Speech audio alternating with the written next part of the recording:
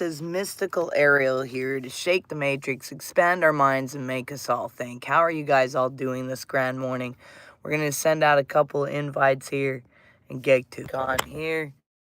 Send out a couple more invites on here. Send out a couple more invites, and we will rock this system today.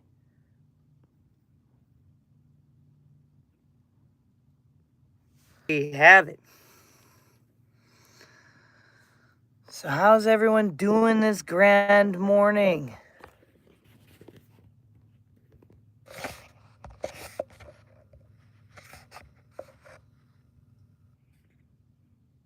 So welcome everybody, whether it's the afternoon or evening or morning like we are right now. It doesn't matter the time, because guess what? Time's irrelevant. It's just some man-made construct. And no matter what, you design this message to come to you today. We're going to talk about the hidden frequencies and why the universe responds to what you are, not what you say. You know, do you ever notice that you can start your morning with absolute intention? Good morning, American Stoner. You meditate, you chant your mantras, you visualize your future, you script your desires, you write affirmations, you speak them out loud even, and you feel them in your body, and you listen to teachings about manifestation, quantum reality, and divine alignment. Yet, you do everything, right? And yet, the same pattern just keeps showing up. The same relationships, the same financial cycles, the same internal resistance. And quietly, it's finally working good. And quietly, maybe even painfully, a question begins to surface. You know, what am I doing wrong? Maybe you've watched others manifest with ease while you feel like the exception, because you've wondered if the universe is ignoring you. But what if it isn't ignoring you at all? What if it's already responding, just not to what you're saying? Because the truth is this: the field, whether you call it the quantum field, the unified field, the divine matrix, God, source, or consciousness itself, does not respond to words. It does not respond to affirmation. And it does not respond to wishes. It does not respond to surface thoughts. It responds to frequencies. Your real frequencies is not set by what you think or, 20 minutes in meditation. It is set by the signal running in the background, your nervous system, all day long. The signal beneath the mask, the signal we try to hide. Every human being carries a background signal, resonance, frequencies, a constant vibration tone that hums beneath thoughts, language, and intention. And that frequency is formed by emotional conditioning, unconscious belief, memory stored deep within the cell memory of the body, and the nervous system learns survival patterns. It's a signal that, that's active when you scroll your phone, check your bank account, enter a relationship, the lie awake at night, replaying the past. This is the frequency your affirmations can't override. That's the thing we need to go after. See, from neuroscience, we know this clearly. The body is the subconscious mind. And every emotional experience you've repeated has wired itself into your nervous system. We call it cell memory. Every fear rehearsed has become chemical memory. Every moment of lack has trained the body to expect more lack. So while the conscious mind attempts to project new futures, the body may still be broadcasting an old identity. It's like trying to transmit a new station through a radio still tuned to static. No matter how beautiful the song, the receiver hasn't changed. Why thought alone does not create reality. This is where psychology and spirituality meet. So psychology shows us that repetition creates, automaticity. It's just automatic reactions. Whatever emotional state you rehearse, you become efficient at. And this is why unintegrated trauma recreates itself as familiar situations when we get these repeat patterns in our lives. Spirituality, this is what ancient traditions describes as illusions. Not evil, but misidentification. The Gnosis call it the repeating inner program, archons. The external being, but unconscious patterns that bind consciousness to repetition. See, they are the voice, emotions, reflexes, and identities inherited from family, culture, and survival, and the things we chose to believe about ourselves. They don't control you by force. They persist through awareness. And in your own being, it consistently just repeats to let you know. In my book's Awaken trilogy, I wrote that the soul cannot create outside its current vibration, only within the vibration it is identified with. It's it. And this is the key most manifestation teachers skip. The universe does not respond to what you say you want. It responds to the state of being you have normalized. Frequencies as biology. Now let's bring the science into this. Every cell in your body generates an electromagnetic field. And your heart field is thousands times stronger than your brain's measurable with several feet beyond the body. That's how massive it is. Like your shirt, man. You got some good picking style. Thanks, man. So that when the brain and heart become coherent, emotionally and neurologically aligned, this field becomes ordered. In that state, you are no longer fragmented. You become a clear signal. Physics would describe this as a shift in probability collapse. Biology would call it nervous system regulation. Spiritual traditions would call it alignment, grace, and remembrance. Different language, same phenomenon. Reality begins to recognize around coherence, not effort. Not force, but resonance. See, nature has always known this.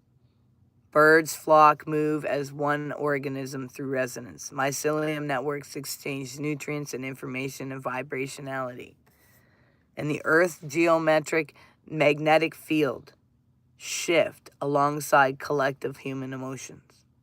Yeah, nature affirms. Nature never affirms, nature embodies. Everything responds to what is not, what wishes to be. Manifestation is not personal magic. It is participation in a universal law of resonance. So remembering, not becoming. The Gnosis taught that the divine spark becomes trapped when consciousness forgets itself. Awakening was never about adding light. It was about remembering. The modern language says this, that you are not pulling a frequency towards you. You are remembering how to broadcast what is already inherited. And as what I got written in Awaken, the soul's evolution is not learning. It is unlearning everything that distorts its original signal. This is the foundation. And now we're going to go a little deeper. Because if frequencies is a signal, identity is the generator. See, if frequencies is what the universe responds to, then something within you is generating that frequency, right? And beneath every vibration is a sense of self, an identity. An identity not intention is the hidden architect. of your reality. The identity loop, we call this. Psychology gives us clear framework for this. Every human being operates within identity loop, made of 3 interlocking forces. There's memory, what you believe happened, emotion, how your body felt about it, and identity, who you become because of it. See, one form these gears lock together. You feel the same emotions. You tell the same internal story. You attract experiences that confirm both. And even when your words change, your energetic signature remains familiar. So you can speak abundance, But if your nervous system still feels like the child who wasn't safe, abundance cannot stay. Because the field reads state, not speech. See, neuroscience confirms this. The body becomes chemically addicted to familiar emotional patterns. This is why suffering repeats. This is karma in biological language. This is addiction to the past. The demerge as false identity. The Gnostic's philosophy gives this mystic mirror. The demerge is not an external God. It is a conditioned identity that makes itself for the source. I am the one who struggles. I am the one who tries but fails. I am the one who was abandoned. This identity builds worlds, not consciously, energetically. Your awakening is not about destroying it. It is about seeing through it. Awareness dissolves what force cannot, and this is alchemy, you guys. And alchemy was never about metal. It was about consciousness. Emotion is the fire. And when emotion is resisted, it hardens into identity. And when emotion is felt without judgment, it releases energy back into the field. And neuroscience mirrors this. Witnessed emotions loosen rigid neuron pathways. Chemistry shifts from stress to coherence. And the nervous system moves from defense to openness. Your spiritual evolution literally changes your biology. I wrote this in my books. It's everything unhealed is energy. Pretending to be identity. That's the ego. Healing returns energy into motion. And motion restores frequency. Look at the forest, for crying out loud. Fire appears destructive, but it actually releases nutrients, clears stagnation, and guess what it does? It activates the dormant cells because it takes 1200 degrees Fahrenheit to crack a seed open. We need the fires. What burns is not punishment. It is purification. And the frequency, it recalibrates, the signal clears. And life responds to that. Identity lives in the body, you guys. In posture, in breath, in muscle tone, in hormonal baseline. And this is why affirmations fail when safety is absent. The body must feel safe before it can create. Manifestation is not mental. It is regulatory. I tried asking a question last time I was here, but you ended the live. Do you think that the greatest king conquerors felt lonely or felt satisfied when they obtained what they wanted? Well, the question is, did they ever really obtain what they wanted? Because we wouldn't really know. We would need to be in their being. I mean, that's only something we can look up and assume from reading some history.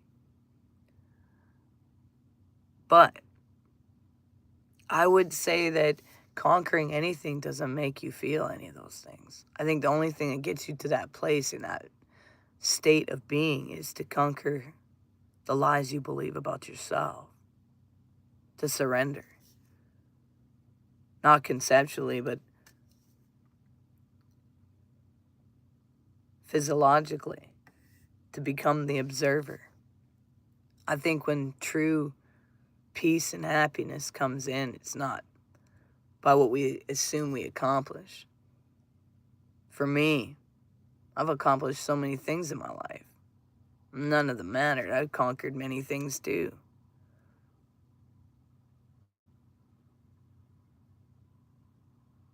But I think they would have felt lonely, not satisfied. I think we only feel satisfied when we look into the mirror and see the truth of our original designs. When we really come to that place of identifying the diamond within ourselves. Because it didn't matter what accomplishments I've done or what mountains I've climbed onto. Or how much money I had in the pocket. True bliss came when I was willing to go through the shit. The hard shit. The hard stuff. The things we run away from. That identity we hide behind closed doors. The one that cries at night when no one's around.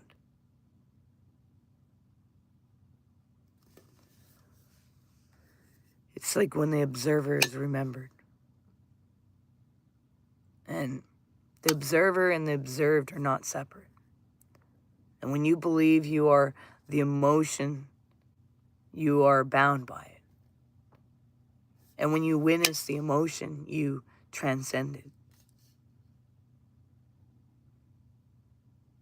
Modern science calls it metacognition.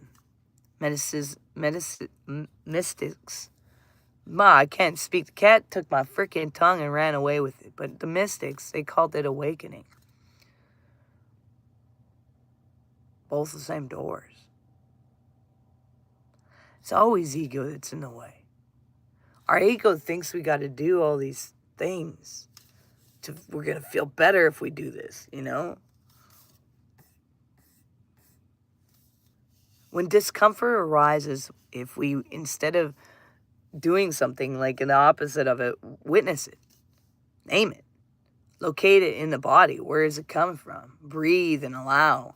Ask, who am I being right now? And gently remind yourself, this is energy, is not who I am. It is returning to me. And they anchor the new frequency, safety, gratitude, expansion. Do this consistently, the loop breaks, the field changes. Your identity generates the field. Your emotions tune its frequencies. Your nervous system is the instrument. And when the instrument is distorted, life reflects distortion. When the instrument is tuned, reality harmonizes it. This is Gnosis, the know yourself, as both musician and melody.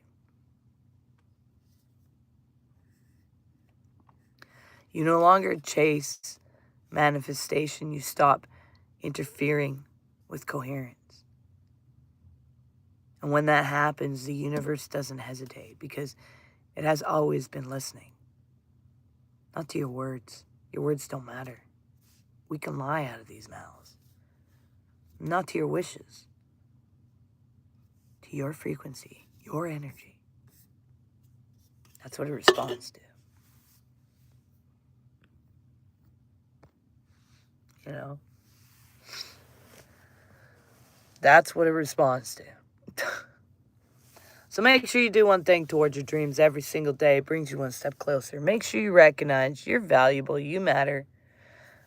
You're all unique puzzle pieces, a part of the ultimate puzzle of the cosmos. Peace and love, you guys.